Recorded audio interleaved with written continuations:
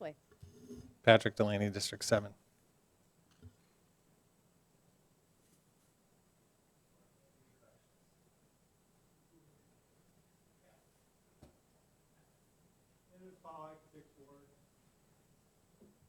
Jake Catnaw, District 5. Matt Zackermeyer. Jeff Benscover, Alderman, District 4. Dean Veneman, District 2. Ryan Austin, District 1. Paul Vollert, Public Works Superintendent. Tim DeSorsi, Finance Director. Catherine Elkert, Library Director. Ben Goodrow, Deputy Chief for Fire Department. All right, moving on to item 3. Ooh, we have those online, those on Zoom. Who? Who's on Zoom? Those that are on Zoom, we want to introduce yourselves, please.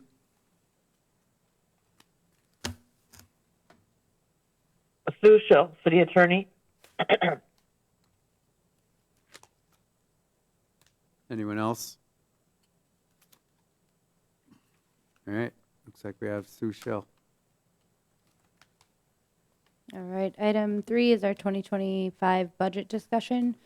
So this meeting was brought back before our public hearing to ask a few additional questions of the budget. We all received an updated budget draft from November 7th, 2024.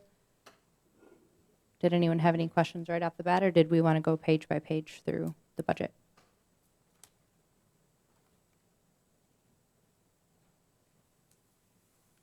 So I had a few people ask me about budget questions, and that's why I had asked Maddie to call this meeting. But then some of those people recently said they got their questions answered. So it's up to you guys. This is the time for us to talk a little bit before we put it to the public. So ask any questions that you might have about the budget. But I don't think we need to go through it budget by budget or line item by line item.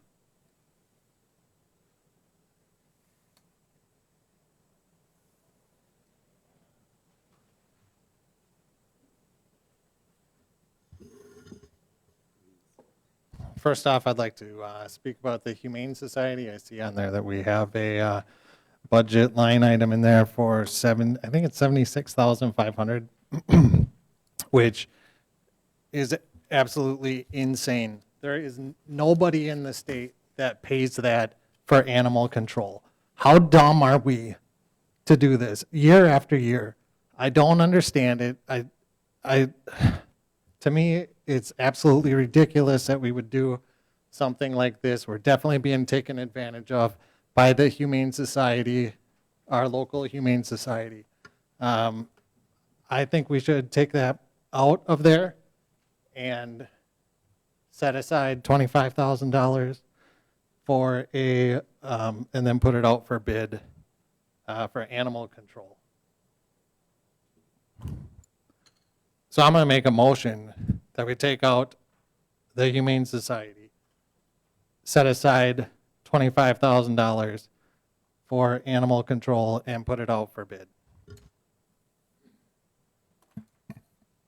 I'll second the motion, and then I'll add some discussion here. Patrick's correct in how much we spend on the Humane Society versus actual animal control needs. I believe it was 34 strays last year, and the ask is $70-something thousand. So, I mean, to me, that's quite a bit of money to use on animal control for that many animals. I guess the argument would be made that the Humane Society houses animals, and they are a nonprofit. That is their mission, that is their purpose. But when you look at neighboring municipalities, they do not contribute such as we do. They do not pay as even close to that amount per animal, and still receive the services from the nonprofit. And when I start getting into this deeper, it's really looking at, there's a multitude of nonprofits in this community, and the fact that we would choose to, essentially donate to one above the services that we actually need versus others that provide different services. Just it never really added up to me. So I think it's time to move in a different direction for animal control in general, being that that number is, I think it was 34 last year, and someone correct me if I'm wrong, but it doesn't seem like a substantial thing that we should be spending $78,000 on.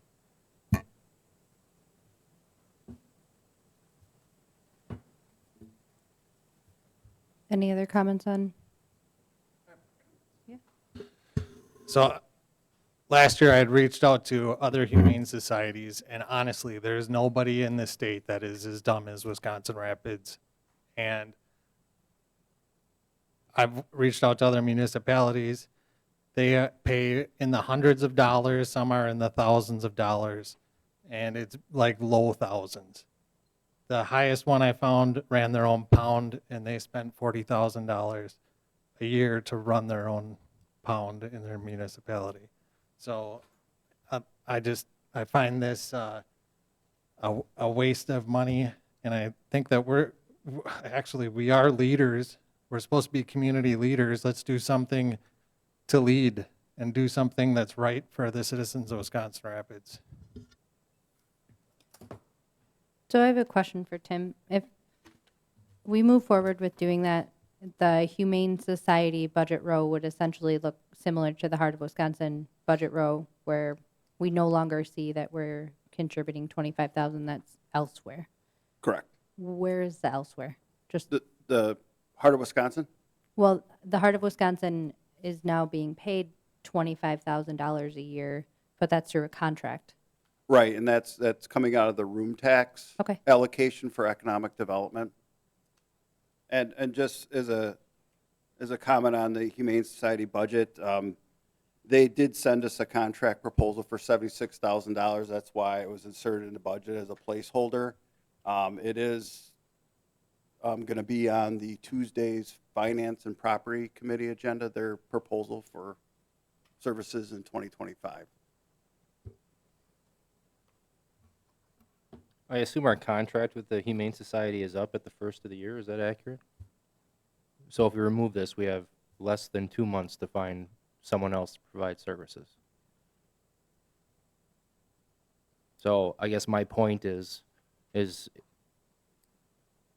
I feel like if we want to change direction, it would have been nice to change direction or at least look into this a little bit sooner than waiting till the 9th hour.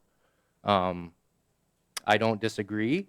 I think there are other options out there that could come at a cost savings, but at the same time, we are required by ordinance to have animal control, and I think it's a little far-fetched to come up with a replacement of that in 2 months. Maybe I'm wrong, but I'm a little skeptical.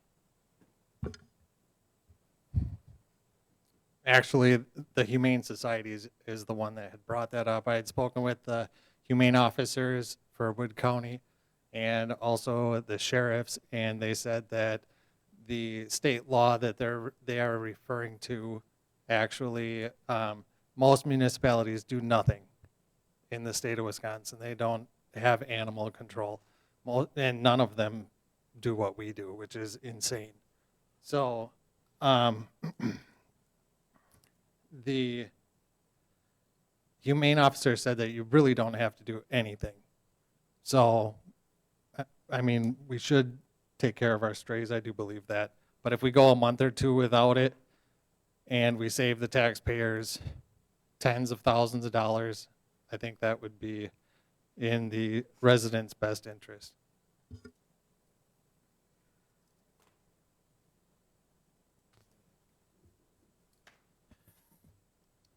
I would just add to the concern for a potential gap in services if this is going to go out to bid or other vendors.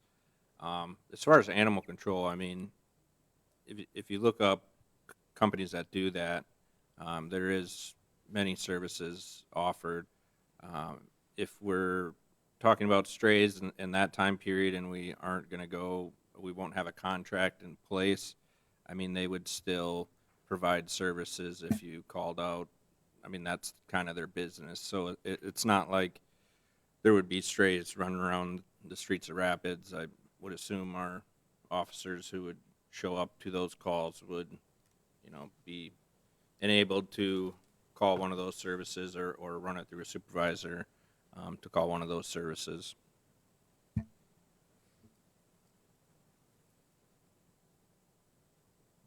If we removed this, would it need to be, could it remain as a line item in health and human services, but removing Humane Society and replacing it with animal control contract?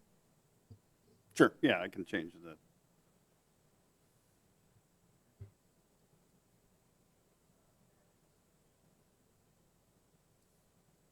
Is it, Tim, I don't know how this is set up typically. We're signing a contract ahead of time for 2025 with them to provide those services that haven't been provided yet, right? Correct, yeah, they submitted a contract proposal for 2025 services. So is it, I don't know if we've talked about this yet or not, but is it possible to, like, pay as we go, like pay per animal? And we agree upon a price that we pay per animal, and that's what we pay them versus a contract for the year? And then we'd have to have negotiations with them as to how much per animal? Yep. Okay. All right, thanks.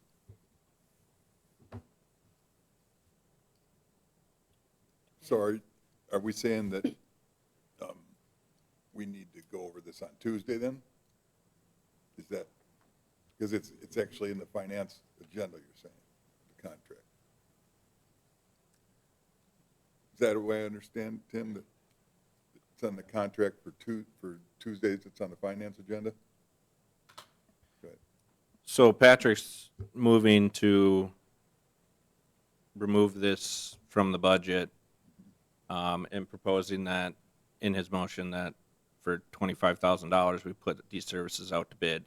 Okay, So on Tuesday, when the Humane Society comes, we could discuss if they would want to put a bid in for that. I would assume if this motion were to pass, and if I'm incorrect on any of that, someone speak up. But I believe that's the intent of the motion, and then on Tuesday it remains on the agenda for further discussion with that group.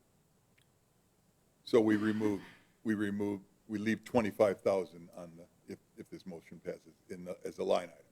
Oh, okay, I understand it, I misunderstood that part, okay. And where does the rest of that funding go to then?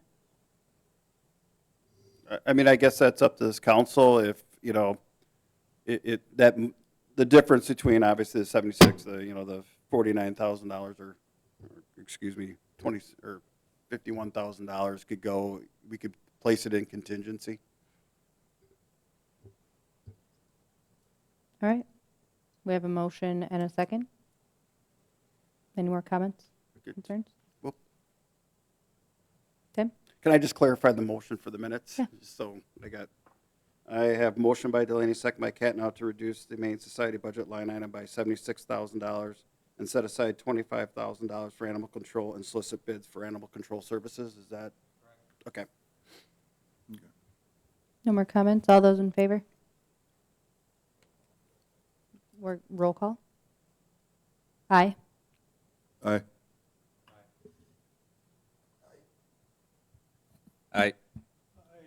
Yes. That leaves no nays. No.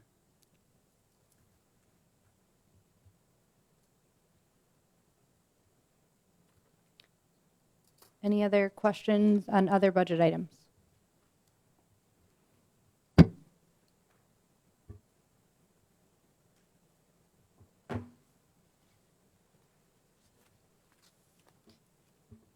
All right.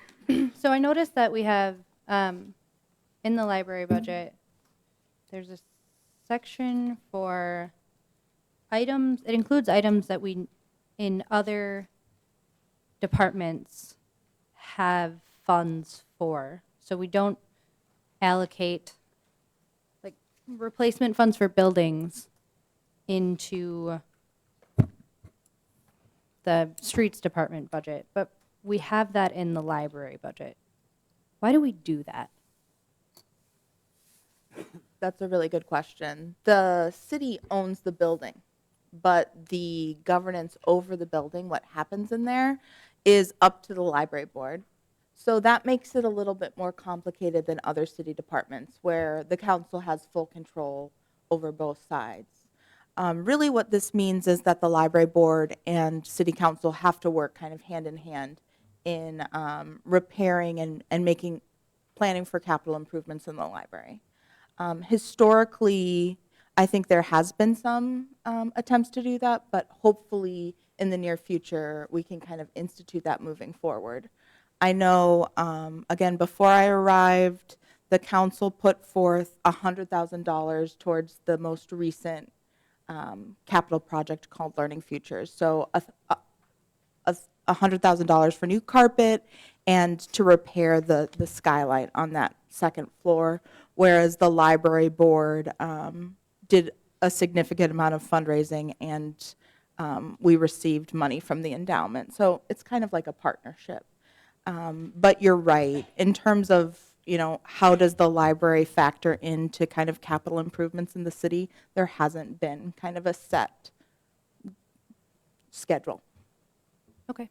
I hear a lot about how much money we spend on the library, and I'm not trying to diminish the services that we do provide as a municipal library.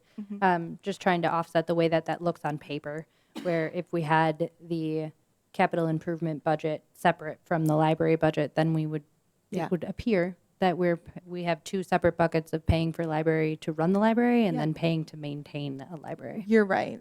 Most of the improvements for the building are coming out of library operations, not a capital plan like, you know, for the fire department or the streets. Thank you. Comments related to that, or we switch? Jake? Yeah, I'm trying to pull up the updated department budget, but I don't believe this has changed. So my understanding is that to fund library operations, the library will be borrowing, let's see here, about $200,000 from carryover funds. We won't be borrowing that. So per kind of state statute, how money that the city council or Wood County gives to the library is a little different than other city departments. Say if Paul doesn't spend all of the money in streets, he did such a good job this year. Good job, Paul. That money comes back to the general fund.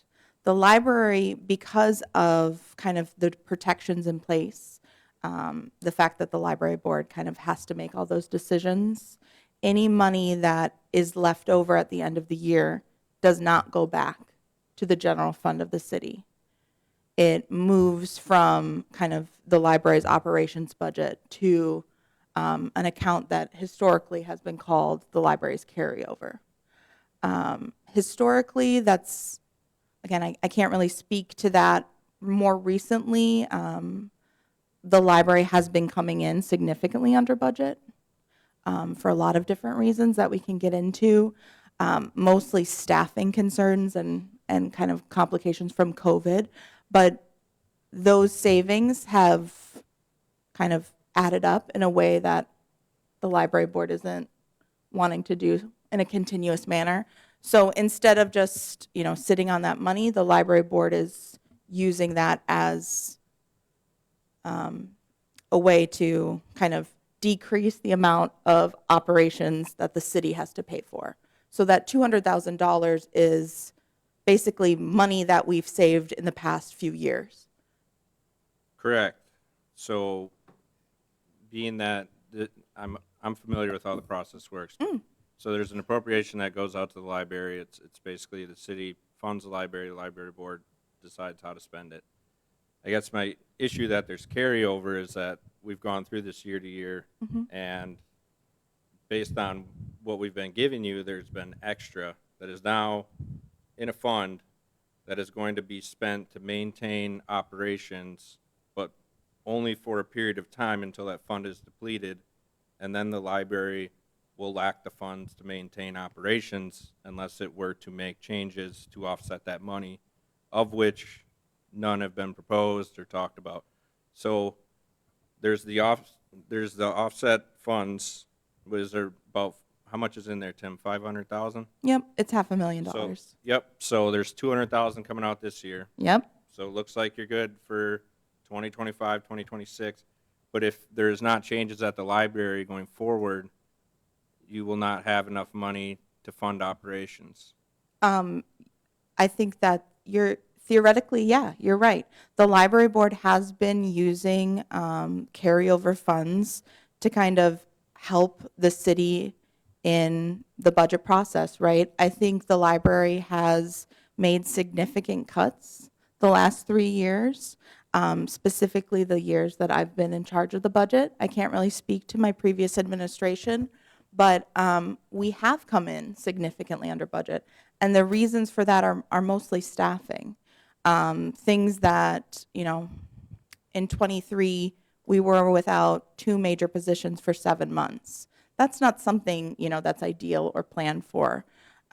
We saved that money, and instead of kind of, the library is putting forth that for operations, but the changes that we're making in the library internally are helping us kind of offset towards the future. As I outlined in the narrative, the library budget is complicated. When we have an operations cut like we did coming into the '23 budget, right? The library was potentially going to be cut $350K. Ultimately, we lost $100,000 from the city in funding. That did impact us in kind of a dramatic way, as you see coming into the '25 year. We lost nearly $100,000 in funding from Wood County because of the cut to that operations and because of the increase to our circulation. So can't remember what page it's on in the budget document. I don't know if you guys have that in front of you. But so in 2024, we received, I think 630 from the county.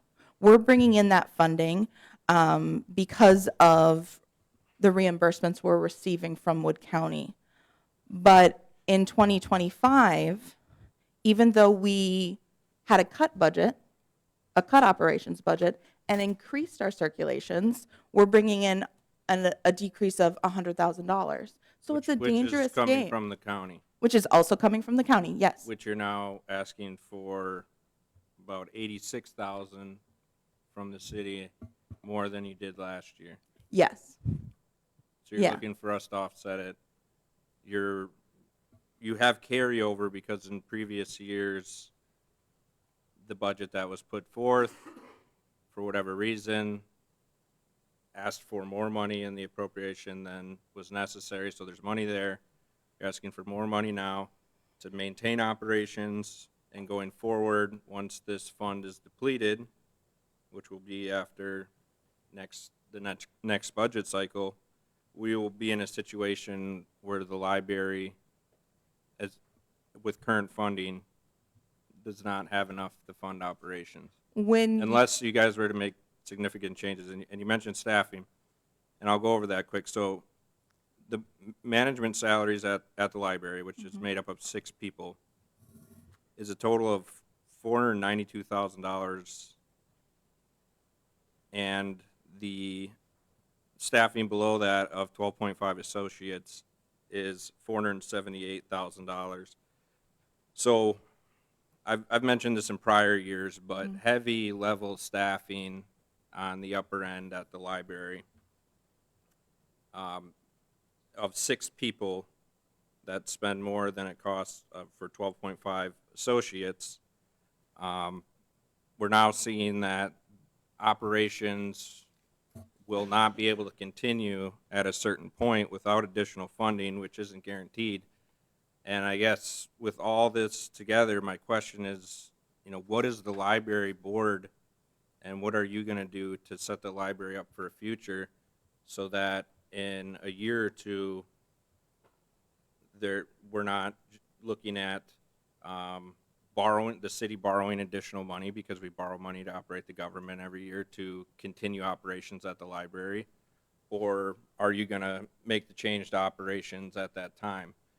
Because it seems to me the path it's headed on is not sustainable, but there's been no proposed changes to staffing or any other budgetary items that the library has right now that will at some point come to a shortfall when that fund's depleted.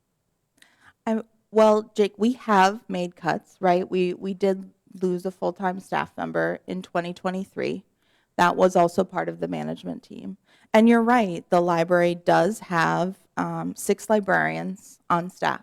Historically, that is what Macmillan has had. That doesn't mean that there wouldn't be future changes. Again, the number of positions at the library is up to the library board.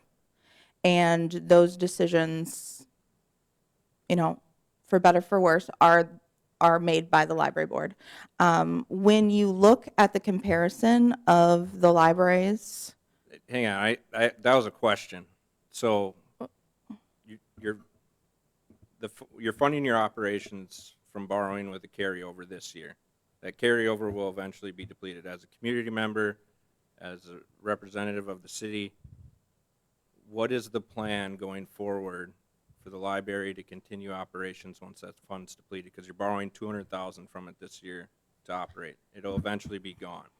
I guess I'm struggling with your use of borrowing because the library board has 100% control over those funds. And it's the library board's decision to use those wisely in terms of making sure that we aren't coming in and asking for the city any more than we absolutely need to. Last year, our budget came in under 8% from 23 to 24. And from 24 to 25, we have a 1.4 increase. Compared to the other city departments, the library staff, specifically, I am doing everything I can to keep our budget low. I mean, The question is, okay, so there's $500,000 in that account. You're taking $200,000 to maintain Yep. operations this year. It will eventually run out. What will be the plan to sustain operations at current levels once that money runs out, which isn't going to be too long? and Jake, I personally, as the library director, don't get to answer that. This is a library board decision.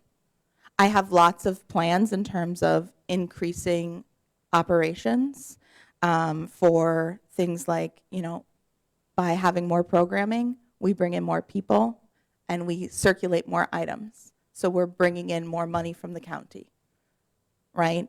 From 2024, from 2020 to 2024, all of our numbers in terms of like patron visits, programming numbers have gone through the roof. And these are the things that we need to do to increase our circulation, which becomes a direct source for more money. We're the only city department that brings in, 6 figures from Wood County. We're unique in that. Wow. I mean, EMS brings in quite a bit.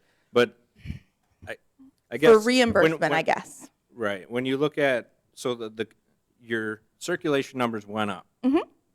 But the county reimbursed you less or gave you less money this year. So I don't understand how circulations is being tied to funding at this point unless we offset it with property tax values.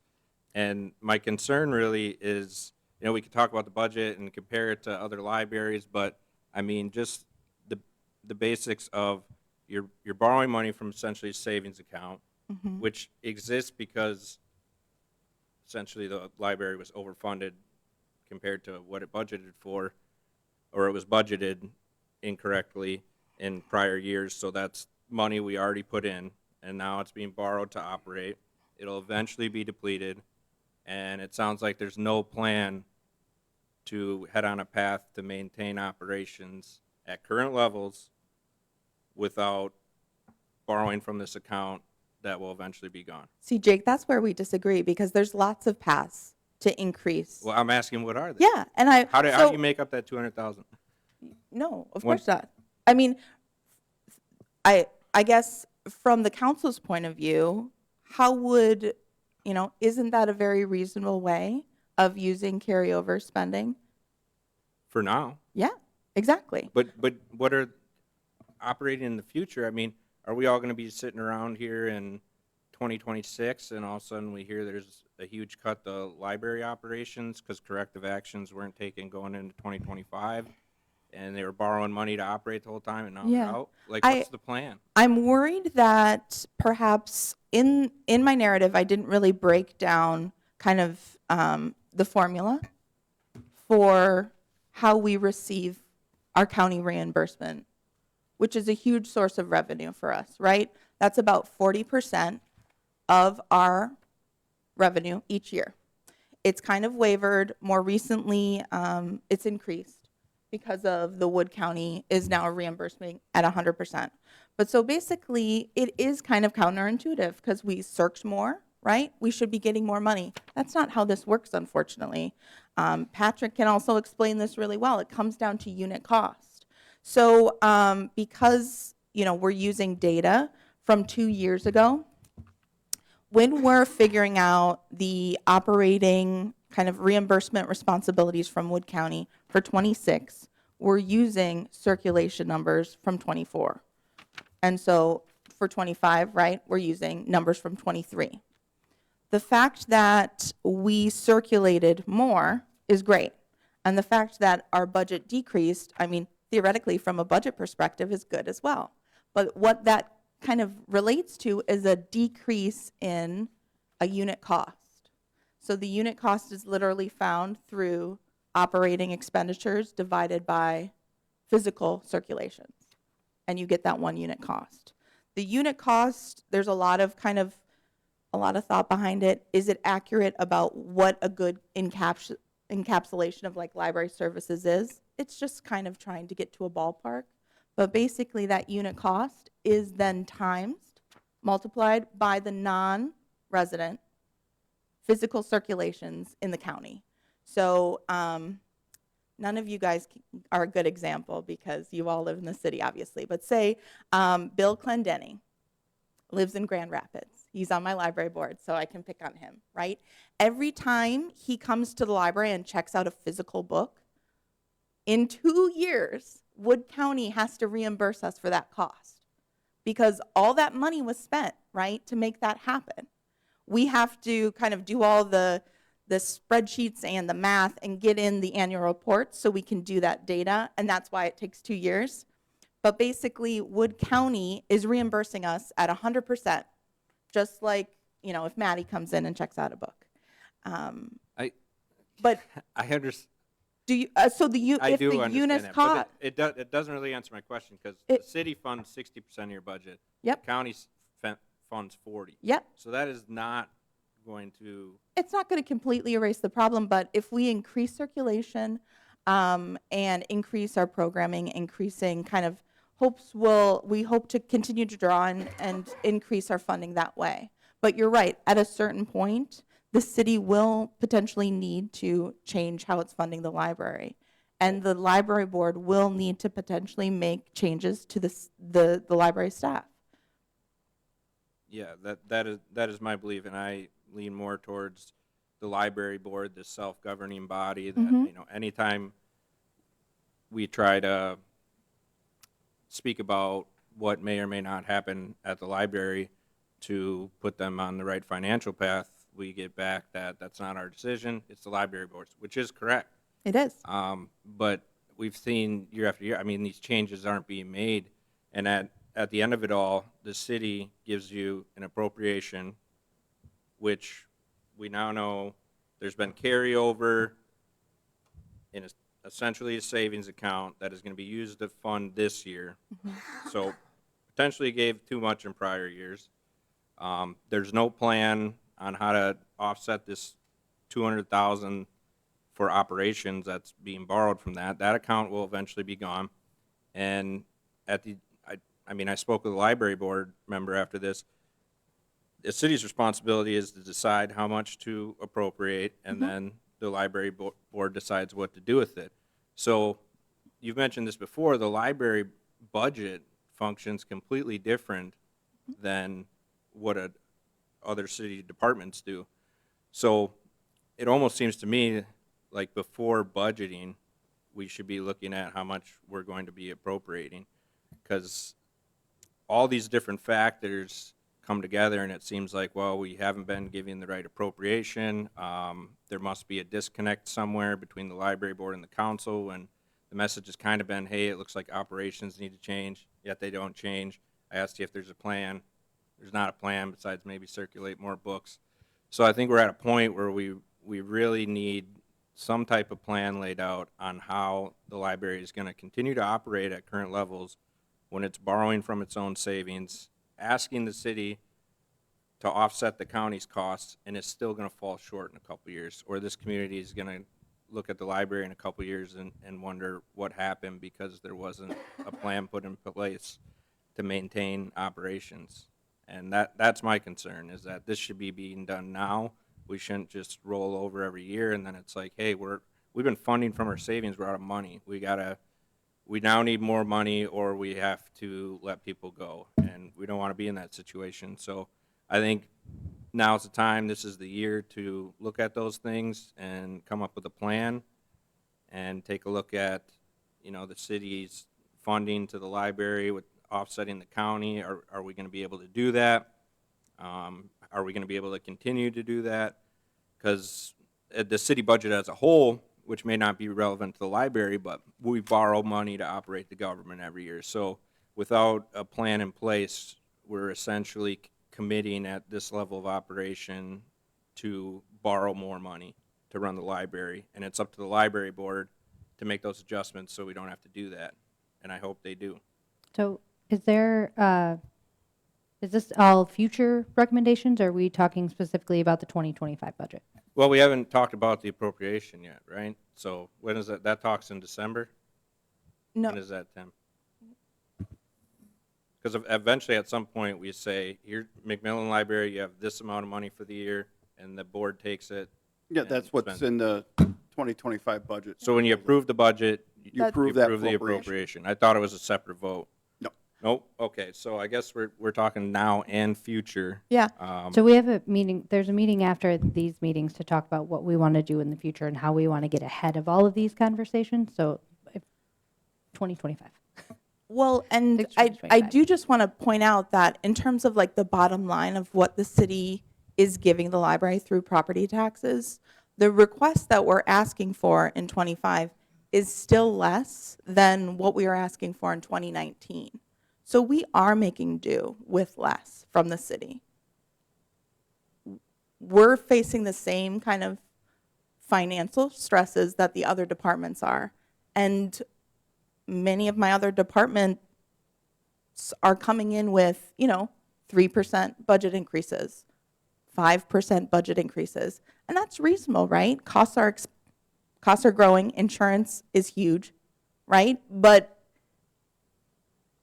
the library board is still requesting an appropriation amount that is less than, how many years ago was that? Pre-COVID, so $1 million. We are working to keep that bottom line for the city down, and we've been successful. So I think it's, again, I understand it's complicated and different and frustrating for the council not to have total control over the library like you do other city departments. But you do have a city council rep on our library board, and everybody is always welcome to come to our meetings because these budget discussions are really taken seriously. And I think, again, since my time as director, we have really tried to decrease our operating expenditures. And frankly, we've been successful. But not enough. I'm sorry, but you're borrowing $200,000 to maintain operations from a fund that will be gone. I mean, that's my question. So the council, the action we could take, sending a message, we got to figure out what the appropriate amount to give to the library for the library board to manage for the next year without a plan to correct the deficiency in the operating budget. there's a lot more there, and I mean, you've looked over your own budget. I think at some point, the city needs to look over ours when we get to the library and say, you know, if the library board is not willing to make these changes, do we need to do it ourselves? And that is, of course, the council's ability to do. The library board has talked about how we would handle significant cuts. We've been through that recently, and potentially, like other city departments, we'll have to do that again. But, you know, budget cuts, costs, cut services.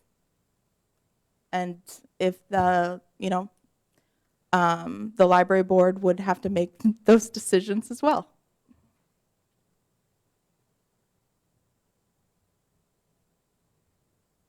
Go ahead, Patrick.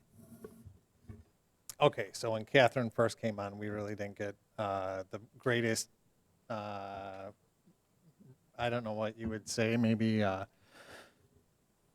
start off on the right foot. Oh, But we've I- met after that, and Yeah. I think she's done a fair job at keeping the budget down, and she definitely hasn't increased.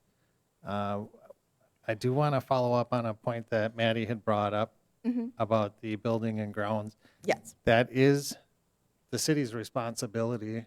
And I do think that if you took that out of your budget, then when it would go to the state, that it would like look way better on that DPI spreadsheet. Oh my, So- Patrick, I that's such an interesting point, but I think I disagree that we would lose a ton of money in operating. And so the unit cost would go down even further. I'm saying, so just want to follow up with your point about Yeah. the building and grounds, that it is the city's responsibility to manage the library building and the grounds.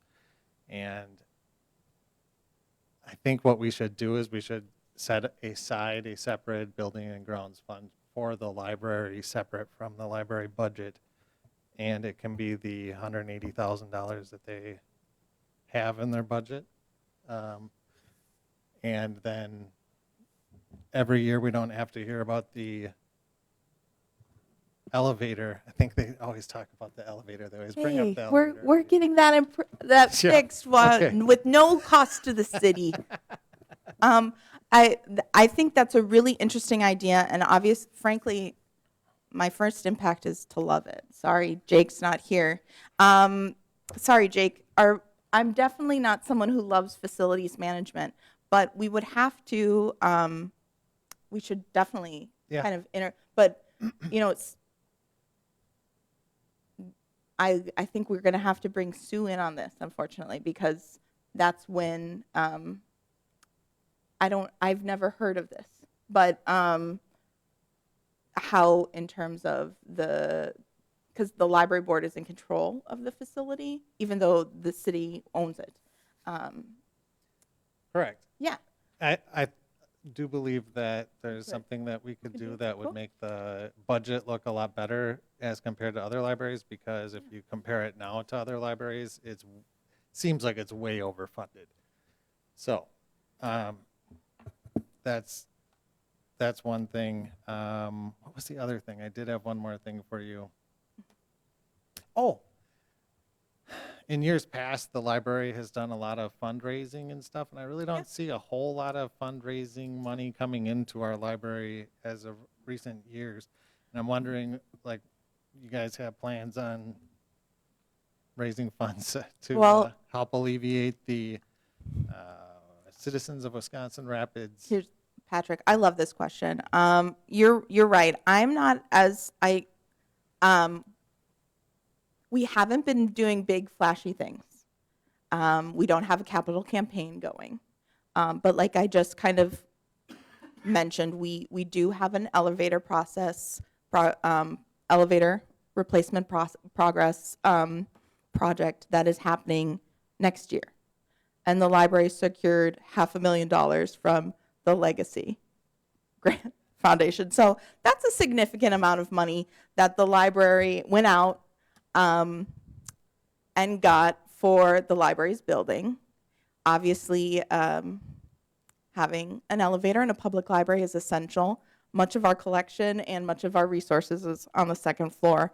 So if our elevator were to go down, which it has several times, most recently last week, we don't have a safe way to get patrons to the second floor that have accessibility issues, putting us at a lot of complications. Obviously, we want to be an accessible building. So this year we worked with the streets and engineering and redid the cement to the Grand Avenue entrance. You might notice that there's 2 new ADA handicap accessible parking spots on Lincoln by our garden. So next year when the elevator is being replaced, we will have kind of a second access. So people, that do have mobility issues can safely get out that, but we're also replacing that elevator. And potentially the Lester Avenue entrance, the sliding doors, which sometimes don't work as well. So that's a pretty big fundraising project that we did complete. Thank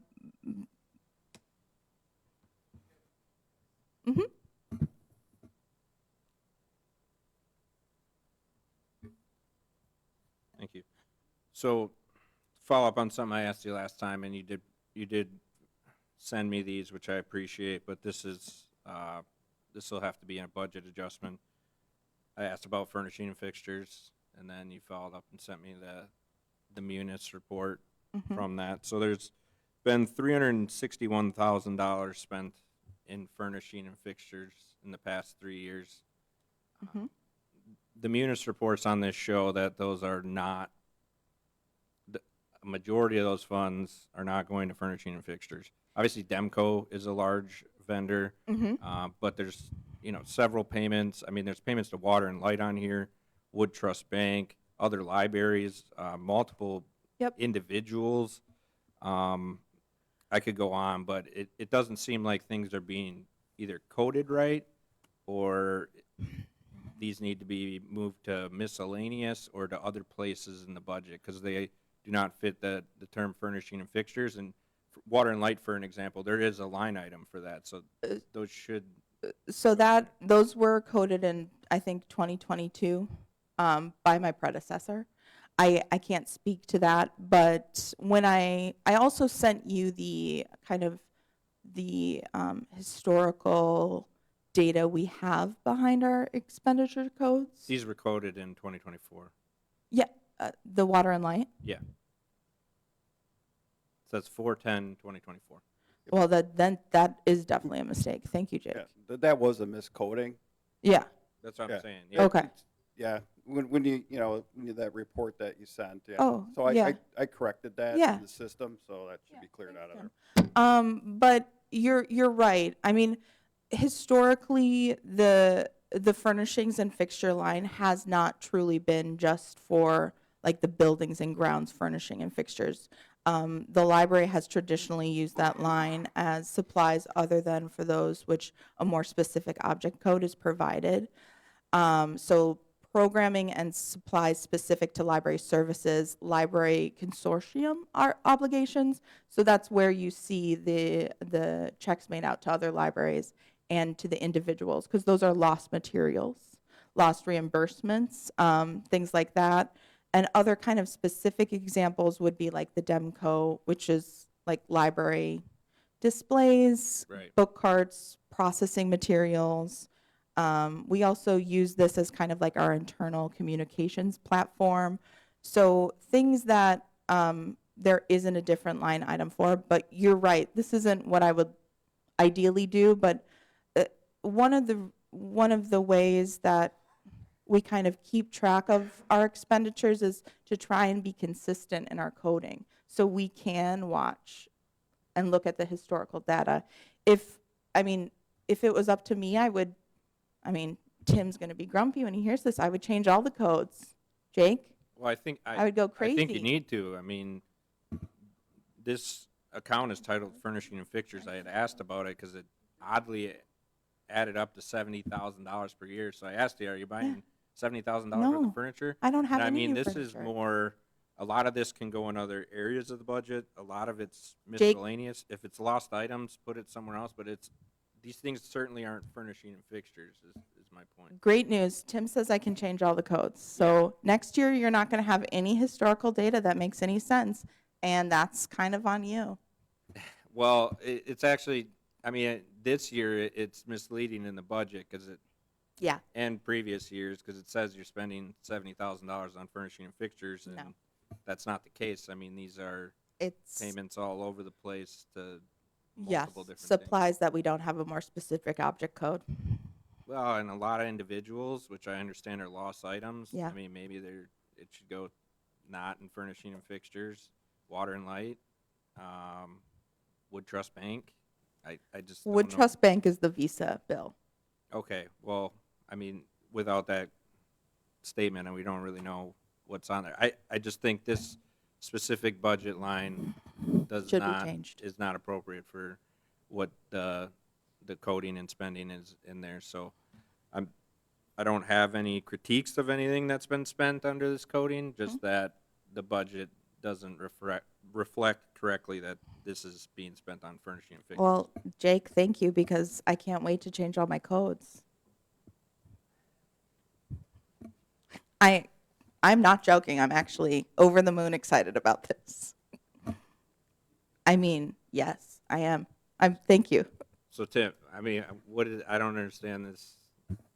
Was this Oh, something that well, you didn't want them to change the codes, or what? no, we change it to whatever, we've changed it a number of times, the way the library wants to, account for their expenditures. So whatever the library, how they want to Yeah. break it out to what detail, So when, set it up in the system, that's Yeah. the problem. Because there's a When- miscellaneous account. I know, So you but could go with- I don't like miscellaneous. I don't want it. I want nothing to be miscellaneous.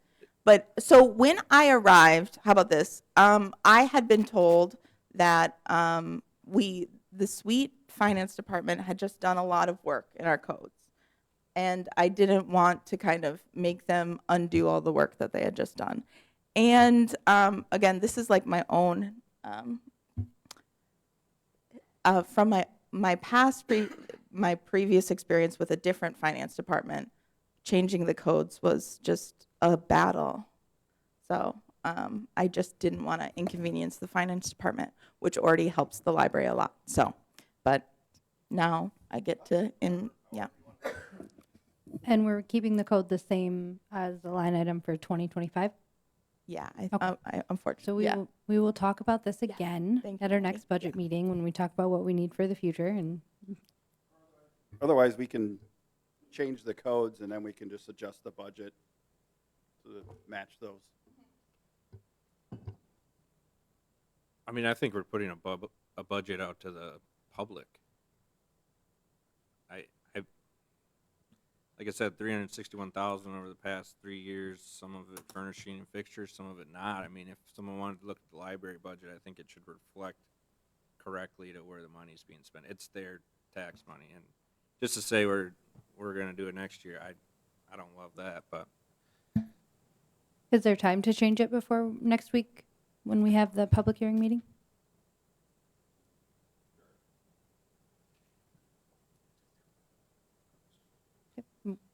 Follow up on that. We would like it changed. That would be great. Anybody have objections to it being changed? Great. Just Patrick. one quick question. Catherine, there's a few different types of libraries. Can you tell me which type of library Macmillan Library is? Yeah, municipal library, Oh, Patrick. No. I mean, is it a federated public library? There's like a few different types legally talking. Do you know what type it is? Well, I can say that we're a grade 1 public library in the state of Wisconsin, and we're a municipal library founded through the charter of blah, blah, blah, but Wisconsin Rapids own, I think a couple of years ago, Mayor Zacher asked me if, not exactly, but can we just give you to the county? And I said, no, you can't. The county, no, that's not how this works, right? There are county libraries, There are joint libraries, and then there are municipal libraries, at least in the state of Wisconsin, Patrick. I guess I'm not sure what else you're asking about. But like, you know, in terms of we're a grade 1 because we have a population over 6,000 and, you know, because of the class of the city. Is that what you're getting at? Or no, you're, I'll follow up with you oh, later on. yeah, I can't wait. Because Yeah. I know the different definitions. I don't know exactly. I thought that maybe you would. have known. Well, what, yeah, now I'm even more curious. Cool. Great. Thanks. Any other questions in the library? Yep. All right. Does any other questions on general budget items, specific departments?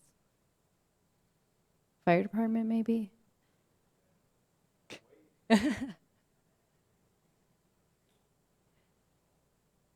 All right.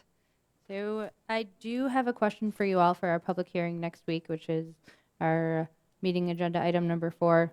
Meeting reminder next week is the 14th for our public hearing.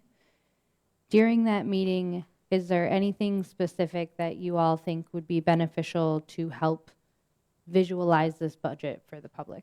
Looking at all these line items, it's a bit overwhelming, and I want the public to be able to come in and ask questions, and this is my first official budget. You all have heard the public speak before, so I'd appreciate any input.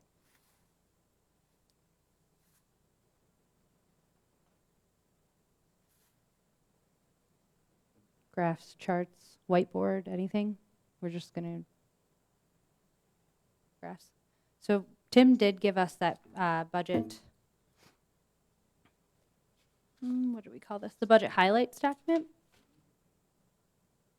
that we should update with to align with the new budget for the public hearing, and then include this document with the public hearing. Graphs and charts.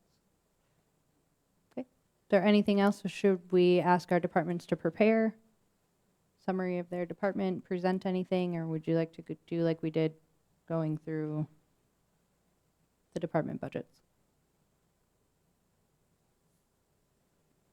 Quiet bunch. All right. And our next meeting is on the 14th. Anybody have other budget items before we adjourn? Going once? All right. Time to adjourn, 7:29. Tim, motion to adjourn. Thank you. That's what I figured. Tim asked for a motion.